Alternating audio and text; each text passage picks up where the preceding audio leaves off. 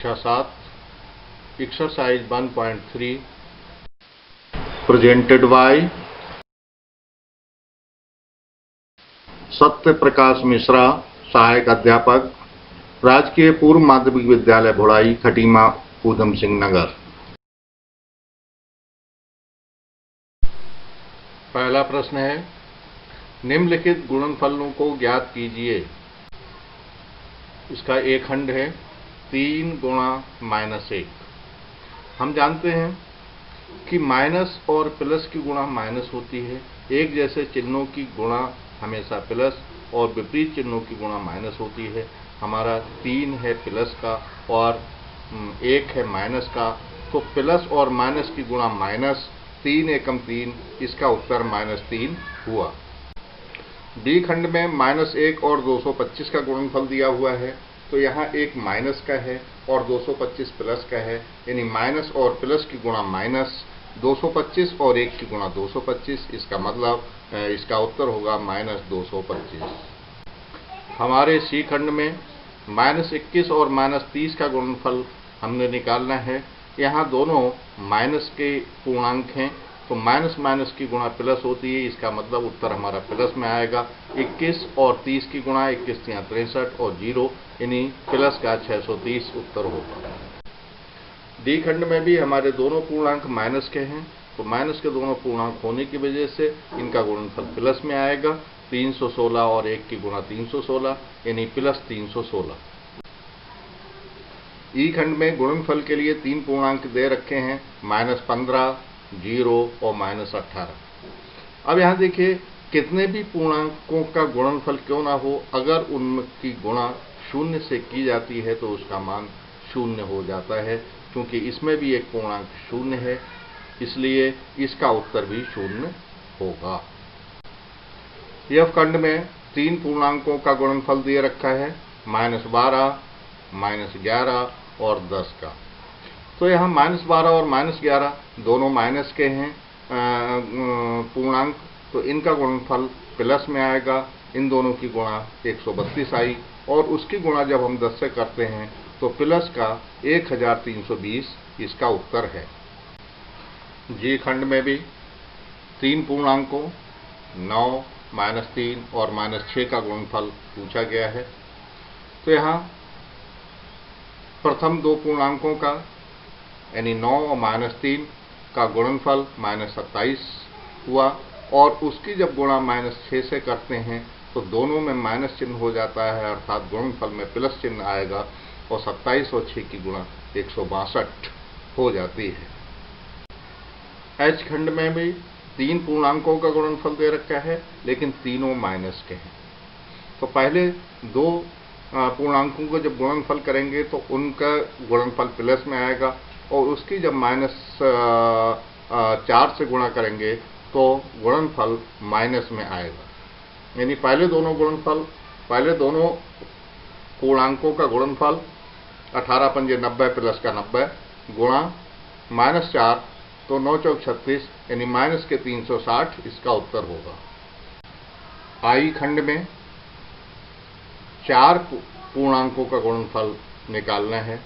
इनमें प्रथम 3 पूर्णांक माइनस के हैं और चौथा प्लस का है। तो प्रथम 3 पूर्णांकों का गुणनफल, चूंकि 3 जगह माइनस है तो ये माइनस में ही आएगा। यानी पहले 2 पूर्णांकों को गुणनफल करके देखते हैं। पहले 2 पूर्णांकों का गुणनफल -1 और -2 का गुणनफल +2 हुआ और अंतिम 2 का गुणनफल 3 चौक 12 माइनस का 12 हुआ। प्लस और माइनस की गुणा माइनस, 12 दूनी 24, इसका उत्तर 24 होगा। जे खंड में भी 4 पूर्णांकों का गुणनफल दे रखा है, तो पहले 2 का गुणनफल कर लेते हैं। पहले दोनों का गुणनफल दोनों माइनस के हैं, अतः इसका गुणनफल प्लस हुआ, 6 × 18 और अंतिम दोनों भी माइनस के हैं, इसका भी प्लस का हुआ, 2 एकम 2। फिर 18 और 2 की गुणा कर लेते हैं और प्लस प्लस गुणा प्लस ही रहेगी, 18 दूनी 36, इसका उत्तर होगा। यहाँ एक चीज ध्यान देने की है कि अगर माइनस चिन्हों की गुणा सम बार की जाती है तो उसका उत्तर प्लस में हमेशा आता है और अगर विषम बार की जाती है तो उसका उत्तर माइनस में आता है। जैसे माइनस की गुणा अगर हम 3 बार करें, 5 बार करें, 7 बार करें तो उसका गुणनफल माइनस में ही आएगा। और माइनस की गुणा यदि 2 बार करें या 4 बार करें या 6 बार करें तो उसका उत्तर प्लस में आता है। दूसरा प्रश्न है, निम्नलिखित को सत्यापित कीजिए। एक खंड है 18 गुणा बड़ी ब्रैकेट 7 प्लस छोटी ब्रैकेट में -3 बड़ी ब्रैकेट बंद बराबर एक ब्रैकेट में 18 गुणा 7 प्लस दूसरी ब्रैकेट में 18 गुणा -3। इसको सत्यापित करने के लिए हमने सबसे पहले LHS उतारा, यानी बायां पक्ष उतारा।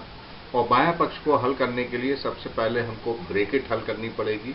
छोटी ब्रैकेट को हल किया तो उसकी माइनस चिन्ह की प्लस से गुणा होके ये -3 आ गया, यानी हमको प्राप्त हो रहा है बड़ी ब्रैकेट में 7 - 3 और 18 गुणा में है तो 18 उतार लिया।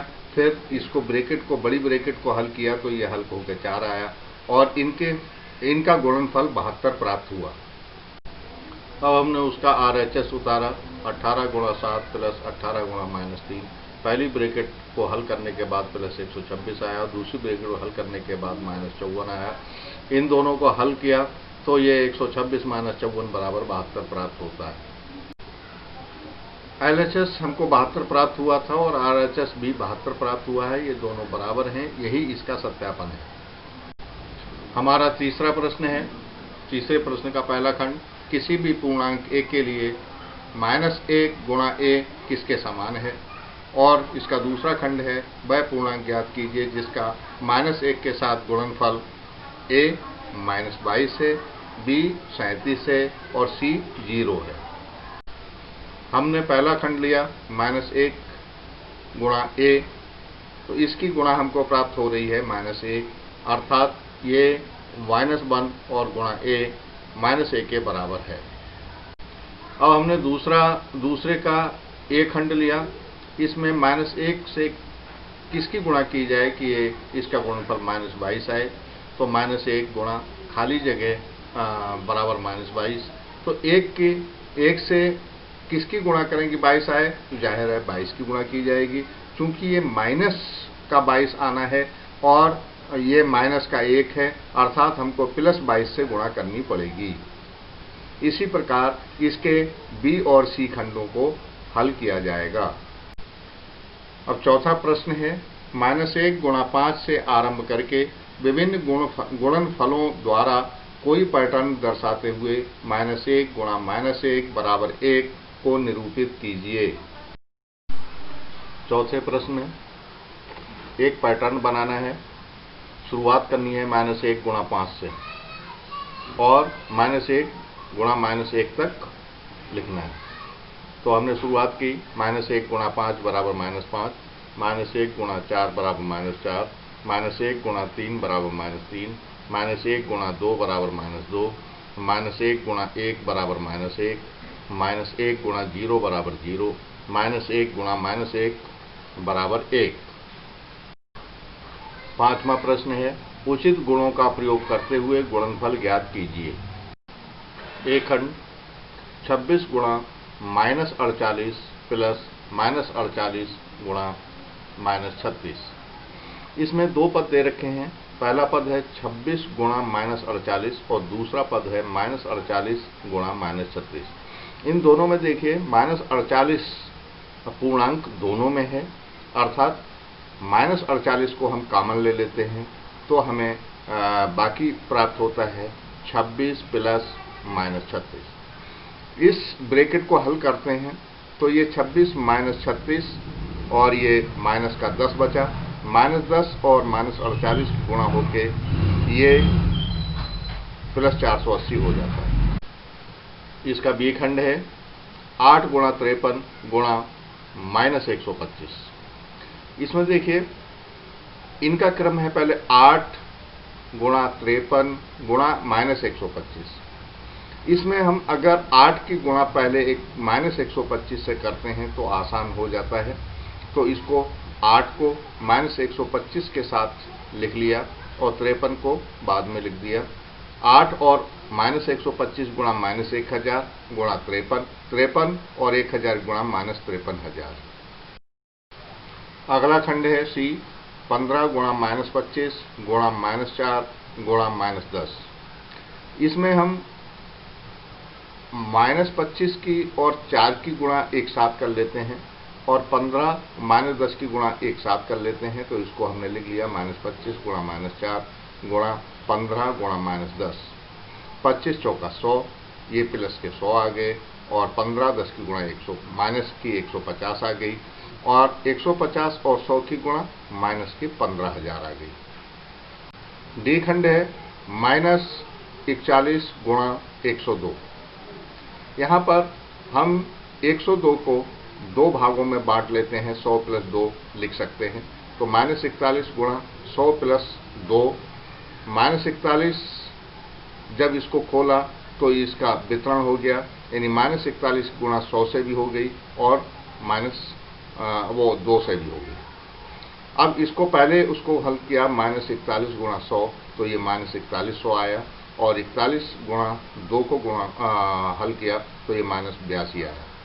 यानी -4100 और ये ब्रैकेट खुली तो ये भी माइनस के हो जाएंगे, -82, और इन दोनों को जब हल किया तो -4182 आ गया। ये खंड है 625 गुणा -35 प्लस -625 गुणा 65। अब देखिए इसमें 625 दोनों पदों में मौजूद है, लेकिन अंतर है, एक जगह प्लस का 625 है और दूसरी जगह माइनस का 625। तो दूसरे पद में हम 625 की गुणा -1 से कर दें तो इन दोनों का गुणनफल -625 हो जाएगा। तो इस तरह से हमने लिखने के बाद 625 को कॉमन ले लिया। 625 को कॉमन लेने के बाद आपको प्राप्त होता है -35 प्लस 65 गुणा -1। इसको जब हल किया तो 625 -35 और -1 और 65 की गुणा -65 आई। इन दोनों को हल करके ये माइनस के 100 आ गए। 625 की और माइनस की 100 की गुणा हो गई -62,500। एफ खंड है 7 गुणा 50 - 2। यहाँ पर 7 की गुणा ब्रैकेट के अंदर दो पद हैं, दोनों पदों से होगी, उस तरह से भी खोला जा सकता है, या पहले इस ब्रैकेट को हल कर लेते हैं। 50 - 2 को हल कर लिया, 48 आ गया और 48 की 7 की गुणा 336 आ गई। इसको दूसरी तरह से हल किया जा सकता है कि इसको जब हमने खोला तो 7 गुणा 50 माइनस 7 गुणा 2, इनको हल किया तो 7 पंजे 35, 350 माइनस 7 दूनी 14, इन 350 प्लस के -14 के इस तरह घटा के ये 336 मिल जाते हैं। ये दोनों प्रकार से हल किया जा सकता है। जी खंड है -17 गुणा -29। ये -17 और -29 की गुणा थोड़ी कठिन पड़ रही है, तो -29 को हम दो भागों में बांट लेते हैं, -20 प्लस -9, ये दोनों मिला के -29 होते हैं। अब इसको खोल लिया तो -17 की गुणा -20 से हो जाएगी पहली ब्रैकेट में, दूसरी ब्रैकेट में -17 की गुणा -9 से हो जाएगी। -17 और -20 की गुणा प्लस 17 दूनी 34, 340 हुई और -17 और -9 की गुणा 153 हुई प्लस की। अब दोनों प्लस के हैं, दोनों को ये दोनों जुड़ जाएंगे तो ये इसका उत्तर आ जाएगा 493। एच खंड है -57 गुणा -19 प्लस 57। यहाँ पर देखिए दो पद हैं, एक में -57 गुणा -19 है तो दूसरे में प्लस का 57। अब दूसरा पद अगर हम देखें तो ये -57 गुणा -1 इसको लिखा जा सकता है, तो इसको हमने ऐसे लिख दिया -57 गुणा -1 अब -57 हमको दोनों पदों में प्राप्त हो गए, तो -57 हमने कॉमन ले लिया और बचा हमारा -19 प्लस -1। इसको हल किया तो ये माइनस का 20 आ गया। माइनस का 20 और 57 माइनस का माइनस माइनस प्लस हो गया। 57 दूनी 114 और एक 0 यानी 1140 आ गया। छठा प्रश्न है, किसी हिमीकरण प्रक्रिया में कमरे के तापमान को 40 डिग्री सेल्सियस से 5 डिग्री सेल्सियस प्रति घंटे की दर से कम करने की आवश्यकता है। इस प्रक्रिया के शुरू होने के 10 घंटे बाद कमरे का तापमान क्या होगा?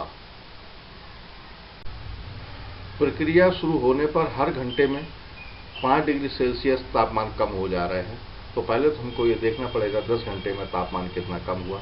तो 10 घंटे में कमरे का तापमान कम हुआ बराबर 5 गुणा 10 बराबर 50 डिग्री सेल्सियस। 10 घंटे बाद कमरे का तापमान था क्या? अब देखिए, किसी हिमीकरण प्रक्रिया में कमरे के तापमान को 40 डिग्री सेंटीग्रेड से, इसका मतलब कमरे का तापमान पहले 40 डिग्री सेंटीग्रेड था और -50 डिग्री कम कर दिया गया है। 10 घंटे में -50 डिग्री सेल्सियस कम हो गया है, तो इसको घटा दिया तो -10 डिग्री सेल्सियस कमरे का तापमान इस समय यानी 10 घंटे बाद मौजूद होगा। 7वां सवाल, 10 प्रश्नों वाले एक कक्षा टेस्ट में प्रत्येक सही उत्तर के लिए 5 अंक दिए जाते हैं और प्रत्येक गलत उत्तर के लिए -2 अंक दिए जाते हैं एवं प्रयत्न नहीं किए गए प्रश्नों के लिए 0 दिया जाता है। तो पहला खंड है, मोहन 4 प्रश्नों का सही और 6 प्रश्नों का गलत उत्तर देता है, तो उसके द्वारा प्राप्त अंक कितने हैं? तो मोहन को मिले अंक निकालने के लिए हम देखेंगे कि उसने सही उत्तर कितने दिए हैं, उनकी 5 से गुणा करनी है और गलत उत्तरों की -2 से गुणा करके और दोनों को जोड़ देना है। और मोहन ने 4 प्रश्न सही किए हैं, तो 4 गुणा 5 हो गया, प्लस 6 प्रश्न उसने गलत किए हैं, तो 6 प्रश्नों में प्रत्येक प्रश्न के लिए -2 अंक मिलेंगे, इनकी गुणा हो गई।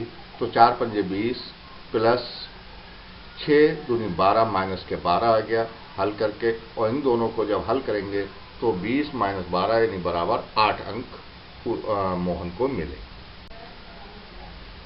इसी प्रकार इस प्रश्न के अन्य खंडों को हल किया जाएगा।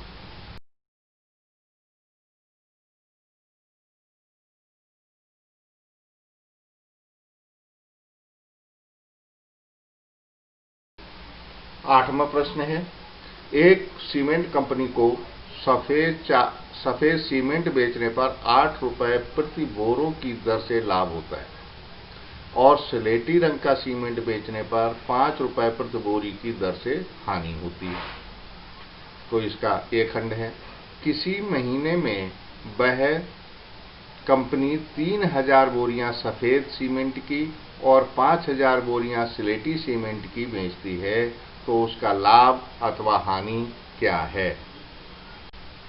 सबसे पहले हम 3000 सफेद रंग की बोरियों पर लाभ निकालते हैं। उसको लाभ कितना हुआ? 3000 गुणा 8 बराबर 24,000 रुपये, तो उसको लाभ हो गया।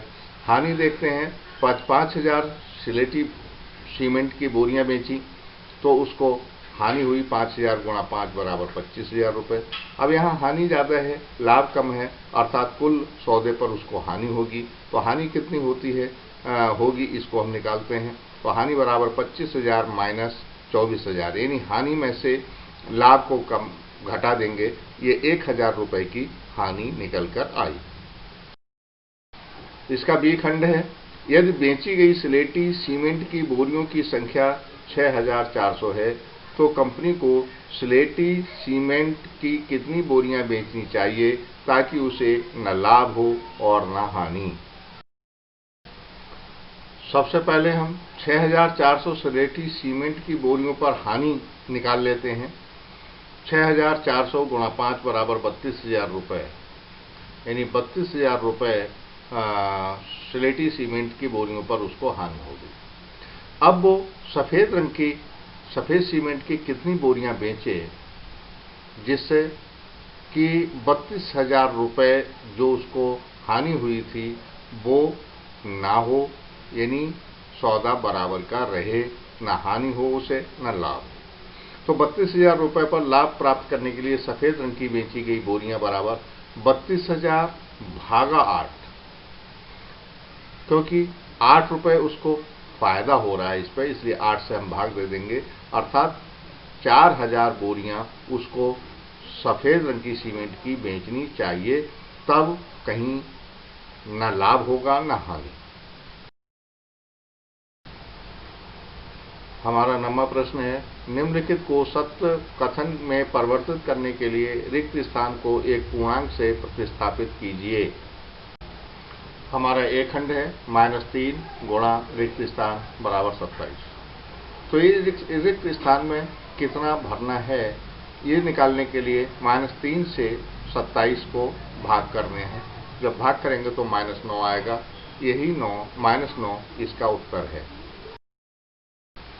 इसका बी खंड है 5 गुणा रिक्त स्थान बराबर -35। इसी प्रकार -35 को जब 5 से भाग करेंगे तो हमें -7 प्राप्त होगा, ये -7 इस रिक्त स्थान पर लिखा जाएगा। सी खंड है रिक्त स्थान गुणा -8 बराबर -56। इसमें -56 के लिए -8 से भाग कर दीजिए, और जब भाग करेंगे तो हमको प्लस का 7 प्राप्त होता है, यही इस रिक्त स्थान पर लिखना है। इसका डी खंड है रिक्त स्थान गुणा -12 बराबर 132, यानी इसमें 132 के लिए -12 से भाग करेंगे तो हमको -11 प्राप्त होगा, यही रिक्त स्थान पर लिखना है। अब बात करते हैं आज के वीडियो पर आधारित होमवर्क की। इस प्रश्नावली के समस्त प्रश्नों को आप अपनी उत्तर पुस्तिका पर हल करें, प्रत्येक सवाल इसका निकालें।